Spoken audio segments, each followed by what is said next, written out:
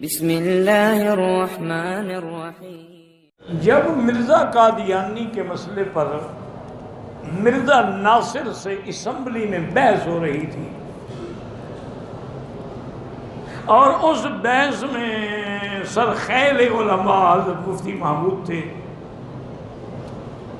اور یحییٰ بختیار جو ہے وہ بطور وکیل تھا، یعنی جو چیزیں پیش ہوتی تھیں ان کو قانونی شکل وہ دیتا۔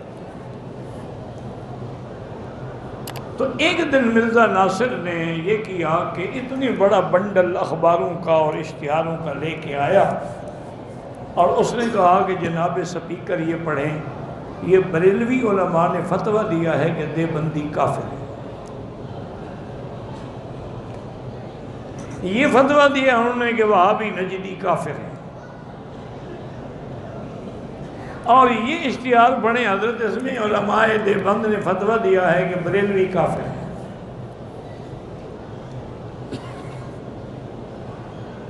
اور اسی طرح یہ اشتہار دیکھیں، اس میں اہل سنت نے فتویٰ دیا ہے کہ شیعہ کافر ہے، اور یہ اشتہار دیکھیں، اس میں شیعہ نے فتویٰ دیا ہے کہ ان کو بغض اہل بیت ہے لہذا یہ کافر ہے۔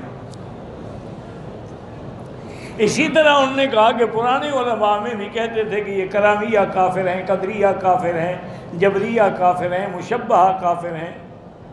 ان کو تو عادت ہے ایک دوسرے کو کافر کہنے کی۔ انہوں نے کہا یہ کافر ہے، انہوں نے کہا یہ کافر ہے۔ تو اگر انہوں نے ہمیں بھی کافر کہہ دیا ہے تو کیا فرق پڑتا ہے؟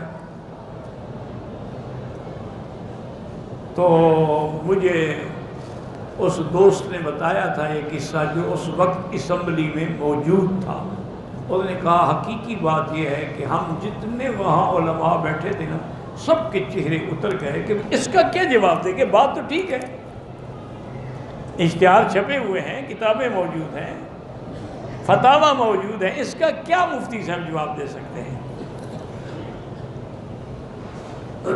وہ کہتے ہیں کہ ہم حیران ہو گئے، لیکن اللہ نے مفتی صاحب کو بڑا ذہن دیا تھا، اللہ ان کی قبر پہ کروڑوں رحمتیں کرے۔ بہت بڑے فقیہ تھے اور بہت بڑے متقی تھے، اور اللہ کے ساتھ تعلق ایسا تھا کہ ان کا پاؤں کا ایک انگوٹھا جو ہے نا شوگر کی وجہ سے خراب ہو گیا، تو سی ایم ایچ کے ڈاکٹروں نے فیصلہ کیا، انہوں نے کہا حضرت یہ کاٹنا پڑے گا، اس کے علاوہ حل نہیں ہے ورنہ گینگرین ہو جائے گا۔ فرمایا بھائی یہ تمہارا علم ہے، اگر کاٹنا ہے تو کاٹ دو۔ انہوں نے کہا حضرت بے ہوش کرنا پڑے گا۔ آپ نے کہا بالکل انیستھیسیا میں نہیں لوں گا بے ہوشی کا دوا، میں نے زندگی میں کبھی بے ہوشی کی چیز استعمال نہیں کی۔ انہوں نے کہا حضرت یہ آخر پاؤں کا، انہوں نے کہا کاٹ دو تم بس۔ اس ڈاکٹر نے موت کے بعد بیان دیا تھا کہ میں نے اتنے ایمان والا بندہ نہیں دیکھا کہ آپ نے قرآن کی تلاوت شروع کر دی، ہم نے انگوٹھا کاٹ لیا، آپ کو پتہ ہی نہیں۔ یہ لوگ تھے، بڑے لوگ تھے۔ اب تو جو بھی داڑھی رکھ لے وہ مولوی ہو گیا اور گلے میں کپڑا ڈال لے تو امام بن گیا۔ تو حضرت مفتی صاحب کھڑے ہوئے، انہوں نے کہا کہ جناب سپیکر میں تسلیم کرتا ہوں کہ یہ فتاویٰ جو چھپے ہیں ٹھیک ہیں، لیکن بریلویوں نے دیوبندیوں کے خلاف فتویٰ دیا اور وجوہ کفر کیا بتائیں کہ یہ گستاخ رسول ہیں، حضور کی توہین کرتے ہیں، حضور کو اپنے جیسا انسان سمجھتے ہیں، اس لیے ہم کفر کا فتویٰ دے رہے ہیں۔ علماء دیوبند نے تردید کی، انہوں نے کہا تم جھوٹ بولتے ہو، ہم اللہ کے نبی کو سید البشر مانتے ہیں، خیر البشر مانتے ہیں، افضل البشر مانتے ہیں، وہ اللہ کے بھیجے ہوئے ہیں اور نور ہدایت ہیں۔ جب ہم نے وجوہ کفر کا انکار کر دیا تو فتویٰ تو ختم ہو گیا نا۔ فتویٰ تھا کہ ہم گستاخ ہیں، ہم نے کہا ہم گستاخ نہیں ہیں، بس ختم ہو گئی بات۔ ہم نے کہا کہ بریلوی غیر اللہ سے مدد مانگتے ہیں، قبروں پہ سجدے کرتے ہیں، غیر اللہ کے نام نظر نیاز چڑھاتے ہیں۔ انہوں نے جواب دیا حضرت یہ جاہل کرتے ہیں، ہم بھی اس کو جائز نہیں سمجھتے۔ بریلوی علماء نے جواب دیا، انہوں نے کہا ہم بھی قبروں پہ سجدے کرنے کو جائز نہیں کہتے، اگر اس نے عبادت سمجھ کے کیا ہے ہم بھی کافر سمجھتے ہیں، تعظیم میں کیا ہے تو ہم گناہگار سمجھتے ہیں۔ تو جب انہوں نے وجوہ کفر کا انکار کر دیا تو ان کے خلاف فتویٰ ختم ہو گیا۔ ہم نے مرزا قادیانی پہ فتویٰ دیا اس لیے کہ اس نے جھوٹی نبوت کا دعویٰ کیا، مہدیت کا دعویٰ کیا، اپنے آپ کو نبی کہا، ذلی کہا، بروزی کہا، اور کہا مجھ پہ وحی اترتی ہے۔ ان الزام پہ علماء نے کافر کہا۔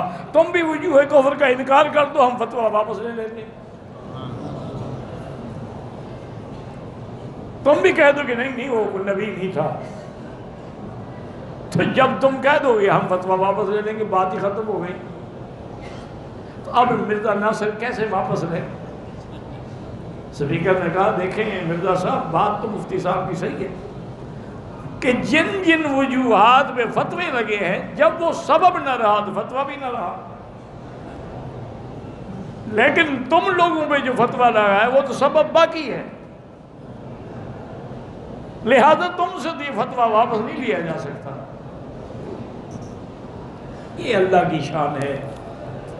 حضرت عطا اللہ شاہ بخاری رحمۃ اللہ علیہ فرماتے تھے کہ ہم نے بڑی تحریکیں چلائی، جیلوں میں گئے، 10,000 جوان شہید ہوئے، لیکن ختم نبوت کا مسئلہ حل نہ ہو سکا۔ لیکن اللہ کی شان ہے کہ اللہ نے حضرت بن نوری اور حضرت مفتی صاحب کی قیادت میں یہ مسئلہ حل کر دیا۔